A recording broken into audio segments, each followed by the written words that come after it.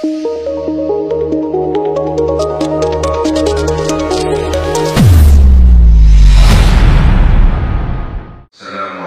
warahmatullahi wabarakatuh. Waalaikumsalam warahmatullahi wabarakatuh. Bismillah walhamdulillah wassalatu wassalamu ala rasulillah Sayyidina Muhammad ibn Abdillah wa ala alihi wa sahbihi wa mawala la hawla wa la quwwata illa billah.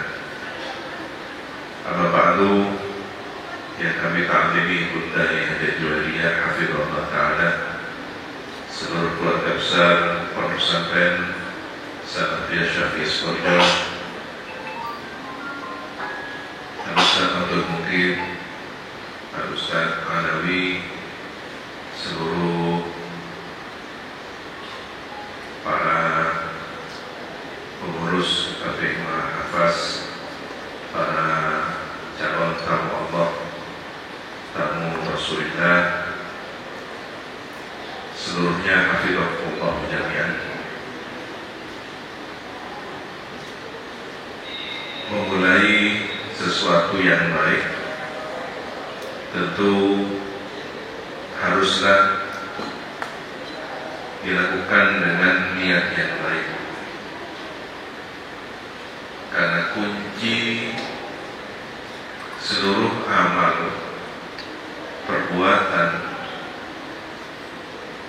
dipandang, dinilai baik oleh Allah adalah menurut niatnya.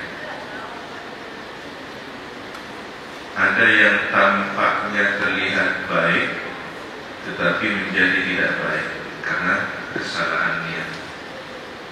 Wa innama likulli imri'in ma nawa. Tetapi ada yang dianggap, dinilai hal yang biasa, seakan perbuatan itu perkara mubah, tidak berpahala, tidak berdosa, tetapi akan berubah menjadi pahala dengan niat yang baik. Itulah kehebatan niat.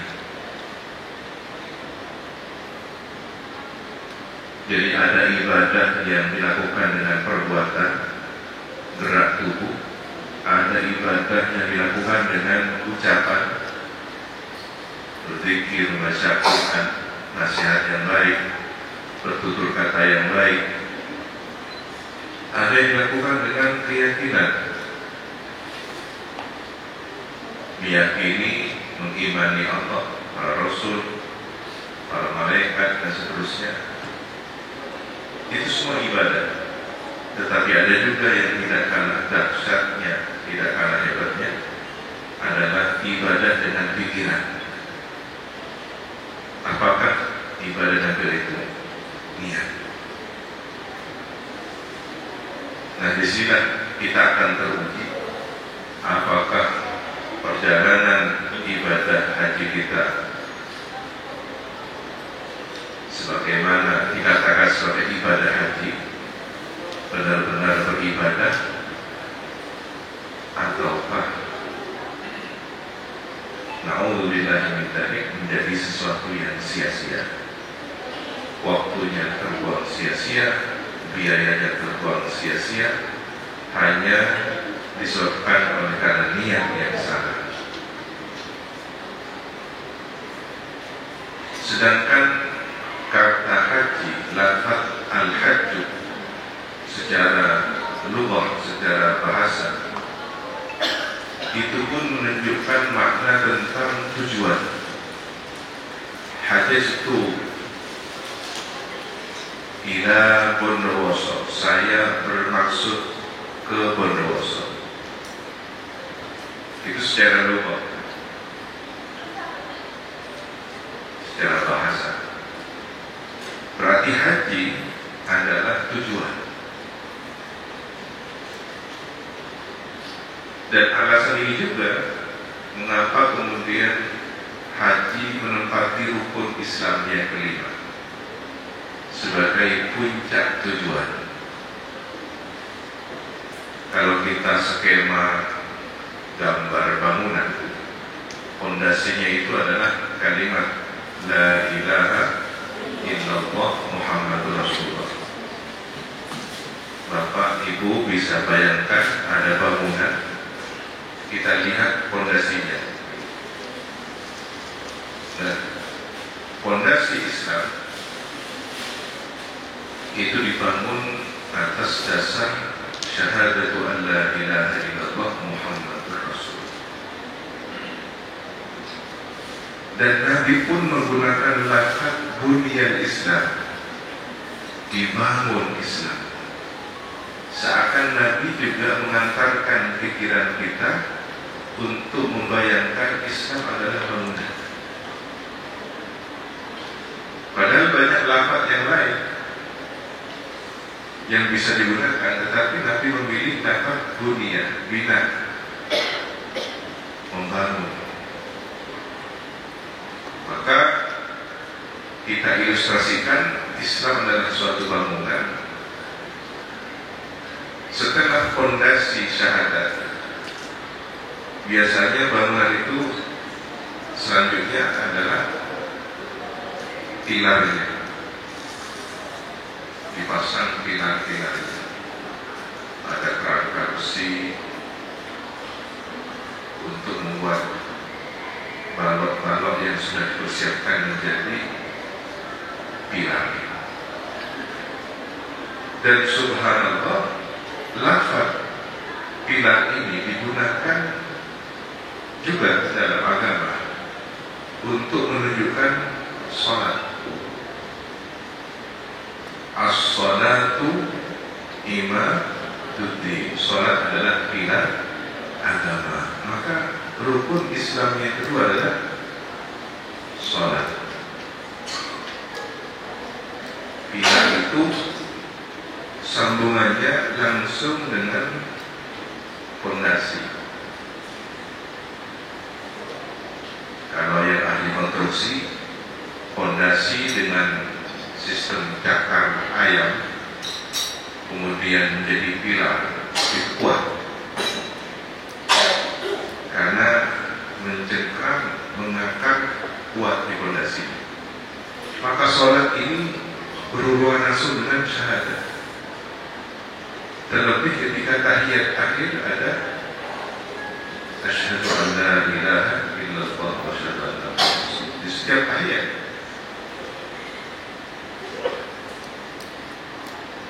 Kemudian lafaz aqimus shalah menunjukkan bahwa sholat itu memang ditegakkan. Sangat berkaitan erat dengan makna pilar. Pilar itu ditegakkan, maka sholat ditegakkan. Kenapa Nabi tidak memerintahkan I'malu as-salat, if'alu as-salat, kerjakanlah salat, tapi aqimu as-salat, dirikanlah salat. Mendirikan sesuatu ada syarat, ada upaya usaha untuk berdiri tegak. Maka sholat itu bukan hanya dikerjakan, tetapi ada yang harus didirikan. Kehusuannya, syarat rukunnya sholat. Selesai urusan sholat dengan segala syarat rukun yang dilakukan, maka berikutnya adalah tembok dinding bangunan. Dalam suatu hadis disebutkan bahwa as-siyamu junnatun, puasa itu adalah perisai. Perisai dalam peperangan itu untuk tameng. Maka dalam bentuk konstruksi bangunan yang menjadi tameng, menjadi perisai dari angin, cuaca, hujan, panas, itu adalah tembok. Maka tembok adalah perisai. Perisainya agama Islam adalah puasa. Puasa adalah temboknya agama Islam yang menjadi melindungi bangunan Islam. Dengan puasa orang bisa mengendalikan diri. Dengan puasa ada kepekaan sosial. Setelah itu bangunan untuk menjadi stabil, udaranya mengalir, sirkulasi udaranya mengalir dengan baik, maka harus ada pintu atau jendela. Zakat ini adalah sirkulasi udara yang mengalir dengan sehat. Maka harta yang dikeluarkan zakatnya itu harta yang sehat. Tubuh manusia saja, aliran darahnya ketika tidak lancar sirkulasi darahnya akan mengalami penyakit semacam penyakit stroke, penyumbatan pembuluh darah, dan itu berakibat. Harta yang mandek, harta yang tidak berjalan, itu harta. Kalau tidak dikeluarkan dengan zakat, maka dikeluarkan paksa dengan musibah sebagai bentuk teguran dari Allah. Itu terjadi. Orang yang tidak bayar zakat kadang diuji dengan keluarganya yang sakit, dirinya yang sakit, hartanya yang rugi dalam perniagaan, pada akhirnya mengalami kerugian. Karena dalam sirkulasi darah juga mengalami penyakit. Maka harta yang tidak dikeluarkan zakatnya berpenyakit. Tetapi harta yang dikeluarkan zakatnya, infaknya, sedekahnya, ini harta yang sehat. Harta yang sehat. Karena janji Allah pasti setiap kebaikan bisa berkelibatan 10 kali. Anda mengeluarkan zakat, mengeluarkan infak, sedekah bukan membuang harta, tetapi sebenarnya memancing sebagai umpan untuk mendapatkan tangkapan yang besar. Jadi sebenarnya harta yang kita keluarkan itu bukan dikeluarkan, tetapi menjadi magnet, menarik rezeki baru yang lebih melimpah sampai 700 kali lipat. Terutama sedekah di waktu subuh, ini luar biasa dahsyat. Atau sedekah di Ramadan, di bulan suci Ramadan, terutama Ashrul Awakhir, 10 hari terakhir, berbanyak sedekah. Lebih-lebih bersedekah di Mekah dan Madinah. Di Mekah saja berkelipatan 100 kali lipat, 100.000 kali lipat. Di Madinah 1000 kali lipat. Luar biasa. 5 riyal sedekah di Indonesia, dia 5 riyal, atau dikali lipat 10 saja. Tetapi di Mekah bisa menjadi 500.000 riyal. Luar biasa. Nah, puncak bangunan itu adalah atapnya, ada gentengnya. Puncak bangunan Islam itu haji.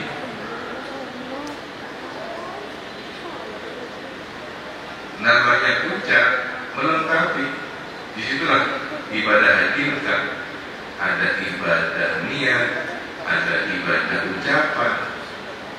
Anda ketika niat ihram, ibadah niat. Anda ketika talbiyah, labbaik Allahumma labbaik, ibadah ucapan. Ada ibadah fi'liyah, perbuatan. Allah sa'i. Ada ibadah berupa mengeluarkan harta, biaya, mulai berangkat sampai tinggal di Mekah, pulang lagi ke Indonesia, semua biaya dikeluarkan senilai dengan mengeluarkan biaya jihad fisabilillah. Kita sudah tidak pernah berjihad di medan pertempuran. Kita tidak pernah membantu saudara-saudara kita di Gaza Palestina secara fisik, tidak pernah angkat senjata. Tetapi dengan beribadah haji, maka harta yang kita keluarkan senilai dengan harta yang dikeluarkan untuk jihad fisabilillah. Nah, pertanyaannya, bagaimana dengan saudara-saudara kita yang belum berkesempatan ibadah haji? Apakah bangunan agamanya tanpa atap?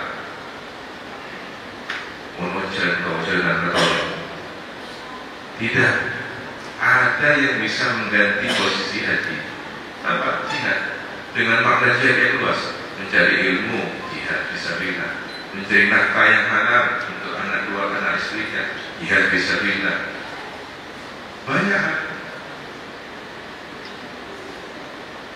Termasuk yang senilai dengan haji dan umrah, setelah sholat subuh tidak berpindah tempat, bertahan dengan kondisi berwudu sampai waktu terbit matahari, sholat isyraq 2 rakaat, maka mendapatkan pahala ibadah haji dan umrah sempurna, sempurna, sempurna, tamat,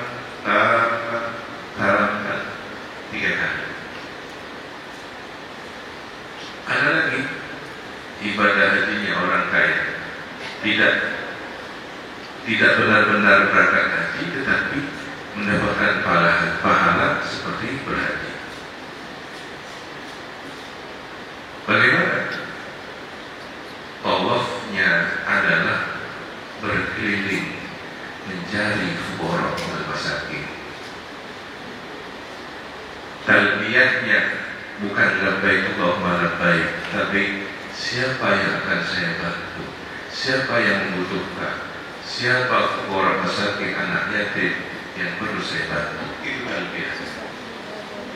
Sa'inya bukan di Sohawabah, tapi ketika membawa beras, membawa bahan pokok, makanan sembako ke rumah-rumah orang yang membutuhkan, itulah ibadah hajinya orang kaya.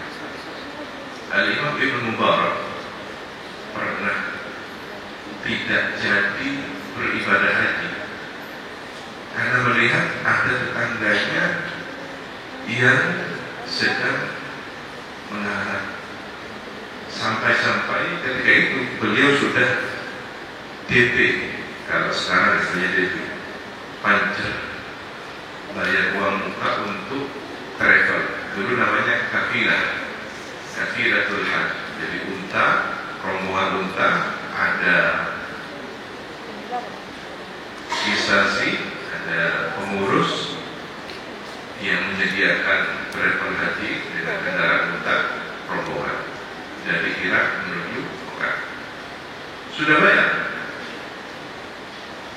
tetapi menjelang hari H kurang sekian hari, beliau melintas di suatu perkampungan, melihat ada seorang wanita dengan 3 anaknya sedang mengais-ngais sampah. Setelah didekati, ternyata mencabuti bulu ayam. Bulu ayam dicabuti. Didekati, leher ayam ini tidak terpotong. Berarti ayam ini adalah bangkai. Maka dengan kecemburuan agamanya, Imam Ibn Mubarak menegur, ya anak, boleh ini kesalahan akak, karena dinilai usianya mungkin pantas sebagai bibinya, seusia dengan ibunya. Kemudian mata menikah haram, kita tahu haram alik ya anak. Mana terjus alik, tidak boleh sampai makan ini. Ternyata jawab si wanita tersebut, lana wa alaina, untuk kami boleh, tapi untuk sampai tidak boleh. Kok bisa pakai nalar fikih? Ternyata perempuan ini ngerti sama agama. Apa jawabannya? Kami sudah 3 hari tidak makan, maka ini adalah rezeki satu-satunya. Darurat. Bangkai pun bisa dimakan untuk kebutuhan sekedar mengajar guru, bukan sebagai makanan sehari-hari, tapi ketika benar-benar mendesak, maka sejak itu pun langsung kesadaran untuk berderma muncul, inisiasi dari Ibnul Mubarak. Sejak sekarang ayat bangkai ini haram untuk sampean dan anak-anaknya. Sudah, saya yang akan menanggung biaya hidup sampean. Digagalkan biaya untuk haji untuk membiayai tetangganya yang tidak mampu. Ini haji. Begitu selesai pelaksanaan ibadah haji, orang-orang yang sudah berangkat setiap kali dikunjungi ziarah cerita, saya ketemu sampean di Arafah, saya melihat sampean di Muzdalifah, sampean disapa dan menoleh waktu di tawaf itu. Saya melihat sampean di Mina. Banyak orang yang menyaksikan, heran Ibnul Mubarak. Dalam benaknya berkata, saya yang kota makan haji, tanpa saya akui, aku untuk tetap ke situ.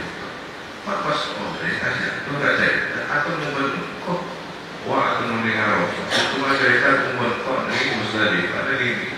Kalau memang berbohong, apa tujuannya makanya? Kalau kemudian melihat seperti itu, kenapa banyak yang melihat? Heran semua. Kepikiran di luar. Kenapa ya orang-orang cerita seperti itu? Bertemu saya di tempat-tempat tertentu di musim haji. Malam harinya ketika tidur bermimpi ada sosok yang tampak tak mampu diceritakan ketampaannya, bercahaya, aroma tubuhnya wangi. Lalu dia berkata, bersabda, saya terima kasih kepada engkau wahai Ibnul Mubarak. Bibi yang kau bantu itu adalah dzurriyyahku, anak keturunanku. Suaminya wafat dalam peperangan. Dan orang-orang yang bertemu denganmu itu yang aku utus. Aku utus rijal Allah, orang-orang khusus untuk mewakilimu berangkat haji. Jadi ternyata orang yang niat untuk haji tapi kemudian dialihkan, ada yang lebih penting kemaslahatan sosialnya. Karena tentu dia sudah melakukan ibadah haji yang wajib. Ibnul Mubarak ini akan berhaji sunnah, berhaji berikutnya. Jadi bukan yang pertama kali, sudah kesekian kalinya digagalkan demi membantu tetangganya. Ini ternyata pada level seperti haji. Jadi banyak kesempatan, tidak harus benar-benar bisa berangkat haji. Tapi yang belum pernah berangkat haji, maka tentu impian semua orang bisa beribadah haji, menginjakkan kaki di tanah suci Makkah dan Madinah. Mudah-mudahan kita dimudahkan oleh Allah SWT. Para hadir, haji itu derajat, haji itu pangkat. Ternyata tidak semua orang berkesempatan. Yang diberi kesehatan, yang diberi kekayaan, kadang tidak dimudahkan untuk berangkat haji. Tetapi yang katanya sakit bisa berangkat haji, yang katanya uangnya pas-pasan bisa berangkat haji. Ternyata secara fikih man istata'a ilaihi sabila ini berbeda secara rahasia hikmah kehidupan. Ada orang yang secara kategori man istata'a ilaihi sabila mungkin tidak sampai, tiba-tiba ditelepon polisi mengangkat tampian, polisi majar, akhirnya jadi masih man juga. Udah mengangkat haji tidak terus mencari meletakkan di asuh dosa tidak tangannya, pikirannya kemana-mana. Tapi ternyata subhanallah, tiba-tiba ada yang memberangkatkan haji. Jadi ternyata man istata'a itu sesuatu yang luas maknanya. Nah, karena haji adalah puncak tujuan kehidupan, maka haji adalah madrasah pendidikan. Sejak berangkat kita sudah dididik, pamitan dengan keluarga. Ini mengingatkan bahwa kita pada saatnya akan pamitan selama-lamanya. Kalau haji, selama musim haji, dan insya Allah akan kembali berangkat kumpul Palembang kumpul, akan berjumpa lagi dengan keluarga. Tapi ada pamitan yang selama-lamanya. Begitu berangkat naik pesawat, ingat akan ada lepas landas yang sesungguhnya ketika ruh sudah meninggalkan jasadnya. Saat berganti pakaian ihram, kita kembali diingatkan bahwa tubuh kita nanti hanya berbekal kain putih, kain kafan. Ihram adalah materi kurikulum pendidikan tentang kematian. Tawaf mengelilingi Ka'bah, sir rahasia Baitullah. Seandainya ada orang bisa tersingkap pandangannya melihat rahasia Baitullah, Baitullah ini lurus dengan Baitul Ma'mur di langit yang ketujuh, tempat Nabi Ibrahim bersandar. Berarti ada hubungan dengan langit. Saat kita bertawaf 7 kali, disitulah kita sebenarnya roh sedang dididik untuk diantar menuju lapisan langit yang tertinggi. Evanya habis.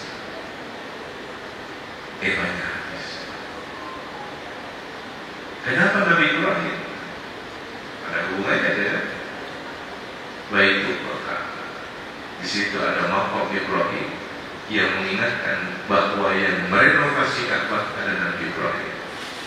Sehingga ketika Isra Mi'raj, Nabi Muhammad berjumpa dengan ruhnya Nabi Ibrahim di langit yang ketujuh, bersandar di Baitul Ma'mur.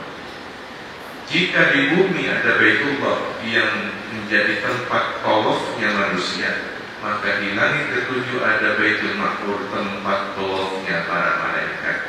Setiap hari 70.000 malaikat bertawaf dan tidak kembali lagi.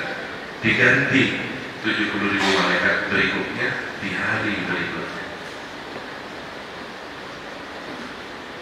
Ini menunjukkan bahwa ibadah di bumi berhubungan dengan ibadah makhluk yang ada di langit. Ketika jenengan al-tawaf nyarni tawaf malaikat,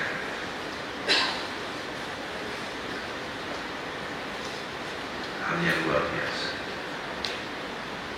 Jadi kita sedang bergerak bersama-sama makhluk di semesta raya. Ada satu penelitian bahwa poros bumi, berputarnya bumi pada rotasi ini, diyakini ada energi kuat dari Baitullah. Dan mengapa di akhir zaman nanti menjelang kiamat, saat matahari terbit dari barat, berarti kan sudah berubah. Berputarnya bumi ini sudah berubah. Nah, kapan matahari terbit dari barat? Ketika sudah tidak terdengar adzan. Kalau sudah tidak terdengar adzan, berarti sudah tidak ada orang sholat. Tidak bisa baca Quran. Quran hilang bacaannya, atau orang kehilangan daya mampu membaca Quran. Mungkin tulisannya ada, tapi pemahaman orang terhadap Al-Quran sudah hilang. Seperti melihat relief, tulisan-tulisan kuno. Tulisannya ada, tapi orang tidak bisa baca. Atau memang Allah angkat Quran itu, sehingga yang tersisa hanya lembaran-lembaran mushaf saja. Ini menunjukkan berarti orang yang sudah tidak sholat berpengaruh pada gerak bumi. Dan pendirian juga menunjukkan bumi selama 24 jam siang malam pasti ada azan. Dan ketika azan pasti ada orang sholat.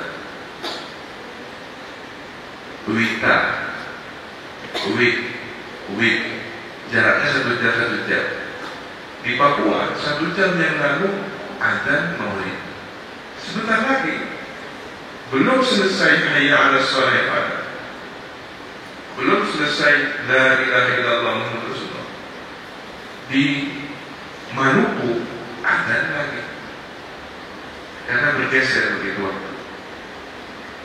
Di Maluku belum selesai azan, di Bali baru azan. Belum selesai azan di Bali, di Jawa sudah azan. Di Jawa belum selesai, Sumatera azan. Terus saut menyaut sampai ke Afrika dan kembali lagi ke Papua, sudah azan berikutnya. Lima waktu silih berganti. Total tidak ada dimanapun permukaan bumi kecuali ada azan sahut menyahut dan ada orang sholat sambung menyambung. Berarti bumi dijaga oleh orang yang sholat. Begitu juga tawaf. Tawaf ini senilai dengan sholat.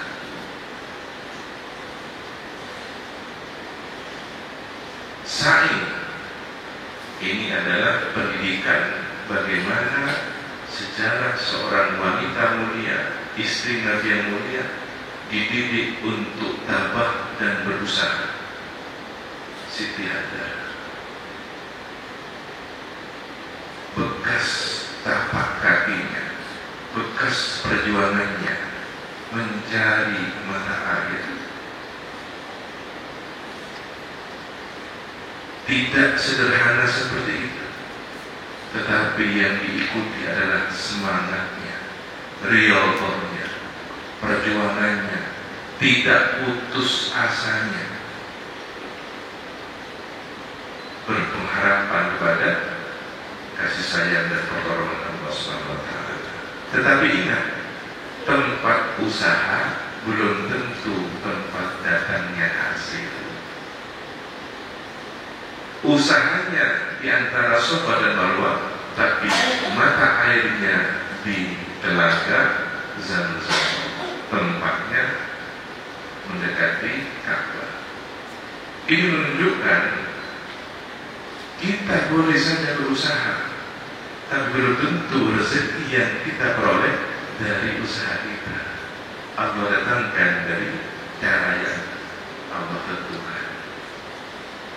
Kadang-kadang kita punya toko, hasil toko kita belum tentu kita nikmati, karena justru untuk orang lain. Rezeki kita kadang dari orang lain. Contoh sederhana, beroleh ada hasil yang cepat orang lain, burung siang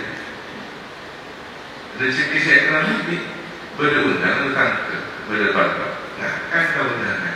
Berarti kan sesungguhnya rezeki apa? Dari undangan. Bagi dari hasil baru. Nah, inilah keunikan rezeki dari Allah. Maka jangan pernah meluhankan pintu rezeki. Engkau mentandi sampai tawabi. Engkau mentandi sampai tangan. Kata siapa? Maka Safa Marwah Sa'i mengajarkan konsep mencari rezeki, tetapi tawakalnya dari mana sumber rezeki itu datang? Ternyata min haitsu la yahtasib, dari bawah telapak kaki bayi kecil yang dianggap tidak berdaya dalam tangisannya keluar air Zamzam di bawah telapak kaki. Dalam riwayat yang lain, malaikat Jibril mengetukkan di tanah itu untuk kemudian keluar air Zamzam. Riwayat ini bisa dipadukan. Jadi boleh jadi dengan gerakan telapak kakinya Nabi Ismail bersamaan dengan malaikat Jibril, maka disitulah muncul air Zamzam.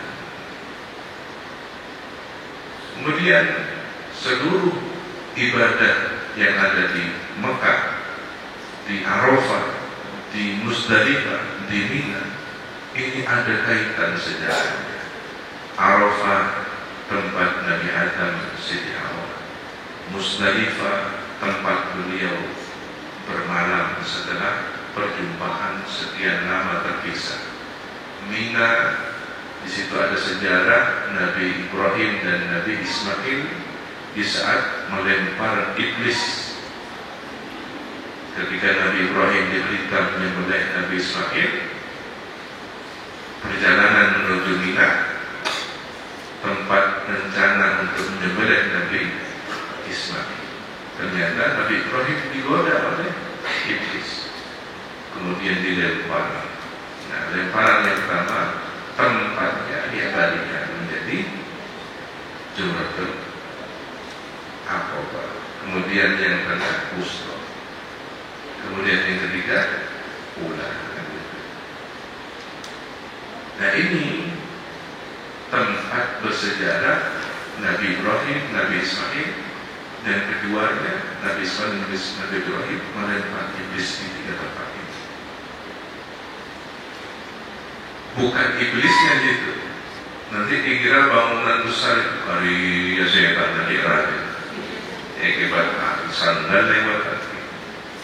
Tidak puas dengan batu kerikil yang seujung jemari, pas malah foto sejarah itu bukan sunnah ya. Termasuk yang berlebihan menurut Abu Yazid Al-Matematik dalam kitab Al-Hajj. Iktiqad keyakinan yang salah, merasa wajib naik ke Jabal Rahmah saat wukuf di Arafah. Tidak, itu tidak diajarkan. Wukuf itu cukup wukuf di Arafah, bukan naik ke Jabal Rahmah sampai mempertaruhkan nyawa, rebutan dengan ribuan jamaah yang lain. Memang Nabi di atas batu berdoa di sini, tapi tidak naik ke atas. Kemudian beriktikad bahwa bangunan di tiga jamarat itu adalah setan. Nah, itu yang tidak benar. Atau di dalamnya ada setan, tidak benar. Itu adalah tempat tanda untuk melempar. Sebenarnya dilempar bukan temboknya, tapi jurangnya. Maka cara melempar bukan melempar tembok, apalagi kalau memantul, tidak sah. Dilempar mantul keluar lagi, berarti tidak dihitung. Yang dihitung ketika melempar ke dalam jurangnya itu. Bismillahirrahmanirrahim, jatuh ke dalam jurang itu. Nah, itu hitungannya berarti 1, 2, 3. Kalau lempar tembok mantul lagi, jangan dihitung. Maka tidak perlu apa istilahnya buat membawa nomor di nafsu. Oh, bagus. Tidak, datang ke rombongan, mendekat dulu. Sudah tembok itu dipenuhi oleh satu rombongan, dan dia yang butuh pengaman mungkin bagian belakang, takut dapat serangan dari jamaah lain di belakang. Karena saking semangatnya, bahkan ada jamaah dari Mesir tiba-tiba melempar sandalnya, melempar apa saja, tak mau cari. Aduh, si aku bungkuk hutang kaki.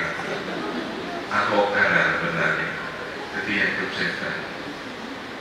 Para hadir, jadi semua amaliyah kita, tugas-tugas ibadah manasik kita di Mekah ini menunjukkan ada satu pengendali, ada satu zat yang memerintahkan.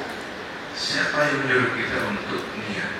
Siapa yang menyuruh kita untuk bertalbiyah? Siapa yang menyuruh kita untuk bertawaf?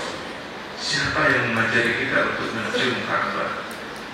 Kemudian sholat di Masjidil Haram. Siapa yang kemudian mengajar kita Safa Marwah? Semuanya kembali pada satu perintah, La ilaha illallah. Maka ketika berziarah ke Madinah, ke baginda Rasulullah, ingat, jangan sampai kita mengatakan saya berziarah ke kuburan Rasulullah. Menurut ahlul adab, ulama ahlul adab, itu dianggap su'ul adab. Sejatinya Rasulullah tidak boleh kita katakan wafat. Bagaimana tidak? Memang Rasulullah sudah wafat meninggalkan kita, tetapi di alam barzakh beliau menjawab salamnya umat, menjawab sholawatnya umat. Nabi sendiri bersabda, "Ruhku dikembalikan untuk menjawab salamnya." Nah, sekarang adakah satu detik tidak ada orang bersolat kepada Nabi? Tidak ada. Setiap detik ada orang sholat. Setiap sholat ada sholawat. Tahiyat itu kan. Assalamualaikum ayuhan Nabi. Belum lagi yang sholawatnya di luar sholat. Maka sedetik pun tidak ada orang yang berhenti sholawat dan salam. Berarti Nabi terus-terusan beraktivitas menjawab sholawat dan salam umat.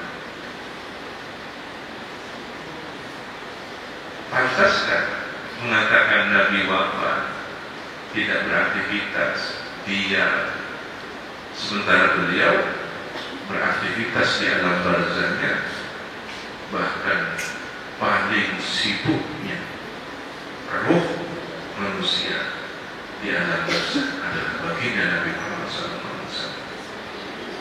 Itulah mengapa Abu Yazid Muhammad Al-Maliki mengatakan beliau sebenarnya hidup di alam barzakh hayatan barzakhiyatan kamilah, kehidupan alam barzakh yang sempurna.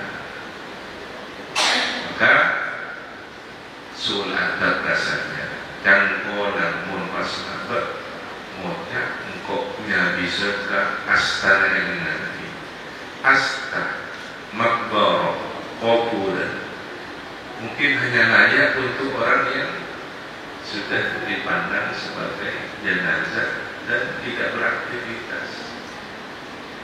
Tetapi untuk Nabi yang hidup di alam barzakh dan senantiasa memantau keberadaan umat, menjawab salamnya umat, tidak pantas kita mengatakan Nabi kuburannya Nabi, saya mau ziarah kuburannya Nabi, tapi ziarah pada Nabi Muhammad SAW. Dan seluruh yang ada berkaitan dengan Madinah, semuanya berkaitan dengan Sohibul Madinah, baginda Nabi Muhammad. Raudhah, tempat kita berebut untuk bisa di tempat yang mulia itu, adalah tempat yang dinisbatkan kepada Nabi Muhammad. Ma baina baiti wa mimbari, antara rumahku dan mimbarku adalah raudhah dari raudhah surga. Masjid Nabawi, masjidnya Nabi. Gunung Uhud, gunung yang mencintai Nabi, Nabi cinta pada gunung Uhud. Sayyidina Hamzah, paman Nabi, amru Rasulullah, Sayyidus Syuhada, pemimpinnya para syuhada. Setiap tingkal tanah di Madinah, insya Allah pasti ada bekas telapak Nabi Muhammad SAW. Apalagi di sekitar masjid itu. Madinah di zaman dahulu adalah area Masjid Nabawi sekarang sampai di batas-batas pagar ini. Jadi kota Madinah dulu di seluas itu. Gunung Uhud sudah bukan Madinah, di luar. Masjid Kuba, Honda sudah di luar Madinah. Tapi sekarang wilayah Madinah secara pemerintahan sampai seluas itu, sampai ke luas. Nah, tanah suci Madinah memang luas sampai ke masjid tempat kita ambil niat untuk menjadi hati, itu batasnya. dan batas-batas luar lainnya. Ada hududul haram, ada semacam bangunan, ya, bangunan bertuliskan hududul haram seperti gapura. Nah, di luar tanah haram itu sudah nilai ibadahnya kembali seperti sama dengan ibadah di tempat lainnya. Jadi kalau kita perjalanan Mekah Madinah, sholat di pom bensin, ya sama dengan sholat di Bondowoso. Tak begitu masuk Madinah, masuk Mekah, ini yang mahal, ya, yang tidak tertandingi. Maka seluruh ibadah ziarah yang ada di Madinah kembali pada rahasia Muhammadur Rasulullah. Mekah Madinah, la ilaha illallah Muhammadur Rasulullah. Ada satu ritual agar kita bisa kembali pulang ke tanah air. Ketika akan berangkat, tulislah la ilaha illallah, kemudian kasih spasi Muhammad Rasulullah, kemudian disobek yang la ilaha illallah dipegang oleh keluarga yang di rumah. Muhammad Rasulullah dibawa oleh yang akan berangkat ke Mekah Madinah. Insyaallah sebagaimana bersandingnya la ilaha illallah Muhammad Rasulullah tidak pernah terpisah dunia akhirat, maka kita pun akan kembali ke tanah air, berjumpa dengan keluarga kita, berangkat pukul Paliman, pukul Hajat, Semoga haji mabrur. Demikian yang bisa kami sampaikan. Wassalamualaikum warahmatullahi wabarakatuh. Wassalamualaikum warahmatullahi wabarakatuh.